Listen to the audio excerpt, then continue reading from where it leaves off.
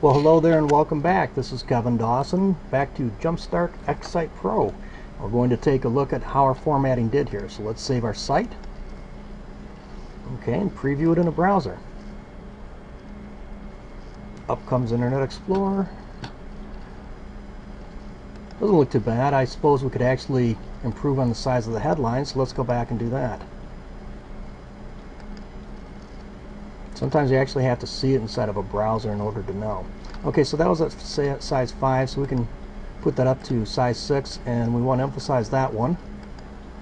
That's just for this headline only. We don't usually change different sizes of headlines, but that's to give it a more dramatic effect for this one. Okay, save it again and we'll preview. Get in the habit of saving often. Okay, now that looks like a better size for a headline. Okay, now it's good too that our subhead is actually bigger than the body copy, so there's no mistaking it. Now I'm happy with this font here. I think this is actually an Arial font, but it's a sans serif font. That's the main thing. And that's what you have to have for your body copy. Your headlines are going to look different, so for those we're actually going to use a serif font. Now looking back here at our original, where's our first one? Making false recommendations. So with making false recommendations being the first one, we'll have to search out that text. Okay. And here it is right here, just by coincidence. Now this is how we're going to take care of this here. First of all, we're going to need to put out a difference here in the line. Oops, sorry. We don't need to do that in the web browser, we need to do that in Xsite. So again, we're looking for the making false recommendations right here. Let's start out by separating it from the prior one. Now, usually it's a good idea to go down at least two spaces. Sometimes, if you get it back there again, hitting Control Z again is undo. Sometimes you can hit Shift Enter twice. Sometimes that does it better. Okay. Now the idea is, why are we doing that? Because we want to make sure that the headline actually is attached to what follows it.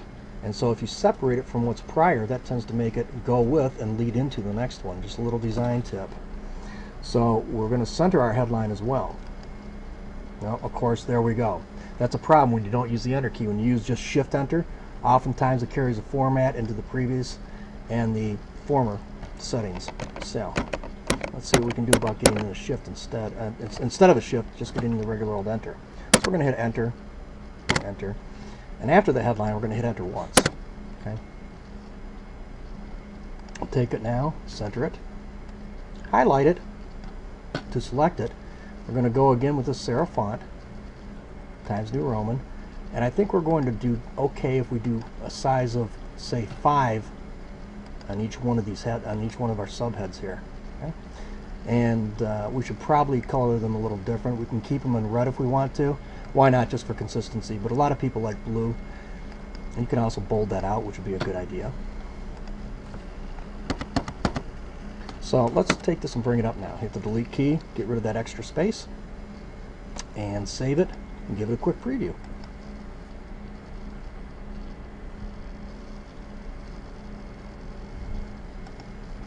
Okay, and we go down there. It looks to me like we've got a little too much space here. Okay, so you have to control your white space and make sure it's all right. Another thing we're going to have to do is put a little bit of white space in between the bullets here. I'm not happy with the way how that all runs together. Nobody likes their text all clumped together. It doesn't cost anything to get a little bit more going here when it comes to putting in white space on regular old paper. In print, well, that's a different story. Space is always a consideration.